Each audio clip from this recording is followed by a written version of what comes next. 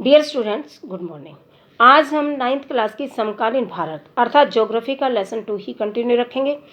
Lesson का नाम है भारत का भौतिक स्वरूप। कल हमने इसके प्रायद्वीपीय पठारों के बारे में अध्ययन किया था। आज हम भारत के तटीय मैदानों के बारे में जानकारी हासिल करेंगे।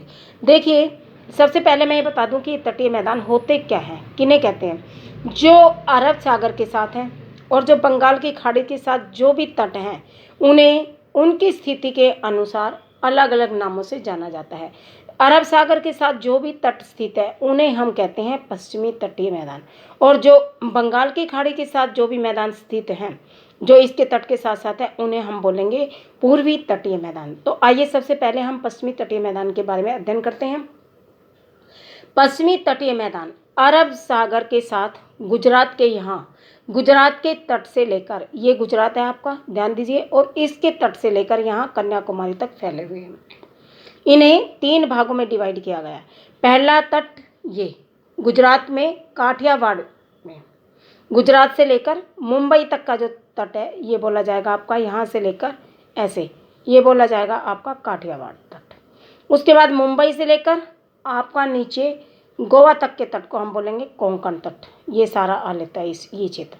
कोंकण तट से लेकर यहाँ तक का क्षेत्र जो कन्याकुमारी तक नीचे केरल तक विस्तृत है, ये आपका होगा मालाबार तट। इस तरह से आप ध्यान दीजिए, पश्चिमी तटीय मैदानों के 3 भाग हैं। पहला काठियावाड़ तट, दूसरा कोंकण तट और तीसरा आपका मालाबार तट। गोवा से आगे जब हम जाते हैं तो आप ध्यान दीजिए, जो ये मालाबार तट है सबसे नीचे वाला, इसका अधिकतर हिस्सा केरल में पड़ता है, इसलिए इसे केरल तट के नाम से भी जाना जाता है।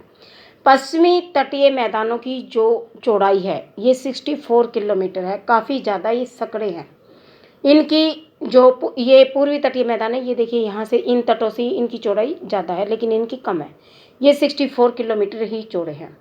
और पश्चिमी घाट जो है, पश्चिमी घाट से होते हुए जब नदियाँ बहती हुई आती हैं तो इनका प्रवाह इतना ज़्यादा तेज़ होता है कि समुद्र के पानी को भी पीछे धकेल देती हैं जब समुद्र में, इसमें अरब सागर में मिलती हैं। तो इसके कारण यहाँ पर ज्वार नदमुख का निर्माण होता है।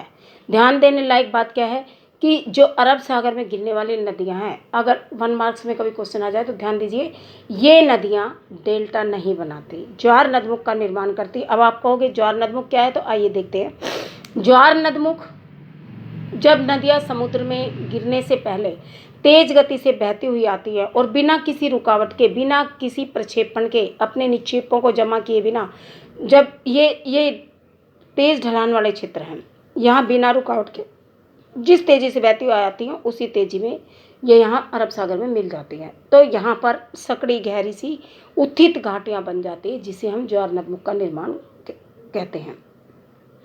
ये डेल्टा नहीं बनाती, मैं आपको बार बार बता रही हूँ, ज्वार नदमुख बनाती है अरब सागर में गिरने वाली नदी। अब नदियाँ कौन कौन सी है, देखिए, ये है आपकी नर्मदा, ये तापी, ये माही नदी, और यहाँ पर भी आपके गुजरात में, ये गुजरात में 2 नदियाँ हो गई, नर्मदा और ताप्ती।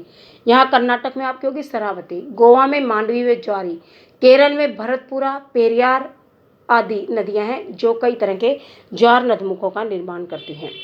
अब यहाँ पर बहुत सारे पोताश्रय हैं, यानी बंदरगाहें हैं जो प्राकृतिक हैं। कांडला है, मुंबई है, मारमा गोवा, कोचीन आदि, ये प्राकृतिक पोताश्रय हैं जहाँ से हमारे देश का व्यापार चलता है। इन पोताश्रयों से जहाज़ें, जो जल जहाज़ें इधर उधर जाते हैं और नाव के द्वारा हमारा देश के अंदर और देश के बाहर जो व्यापार होता है वो इन्हीं रास्तों से होता है। सबसे उत्तरी तट को, उत्तर में जो देखिए, इसके साथ साथ की ये दिशा सारी उत्तर तक आती है, तो ऊपर वाले तट को हम बोलते हैं उत्तरी तट को कोंकण तट, और सबसे दक्षिणी तट आपसे पूछ लिया जाए तो ये है आपका मालाबार तट। ठीक है, अब आपको यहाँ से समझ आ गया होगा। सबसे पहले हमने पश्चिमी तटीय मैदानों की चौड़ाई के बारे में अध्ययन किया, इसके भागों के बारे में अध्ययन किया, कहाँ से कहाँ तक ये फैले हुए हैं और ज्वार नदमुख किस तरह से बनाते हैं।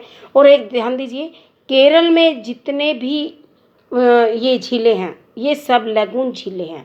लैगून का मतलब है खारे पानी की झीलें, इन्हें हम पश्च झील भी कहते हैं। पश्च जल भी कहा जाता है क्योंकि यह समुद्र से के संपर्क में रहती हैं, और स्थानीय रूप से, अगर केरल का स्थानीय रूप से जाने तो इन्हें कयाल भी कहा जाता है। इस प्रकार आपने आज पश्चिमी तटीय मैदानों के बारे में अध्ययन किया। कल हम इसके पूर्वी तटीय मैदानों के बारे में पढ़ेंगे। आज के लिए इतना ही काफ़ी है। धन्यवाद। कल मिलते हैं।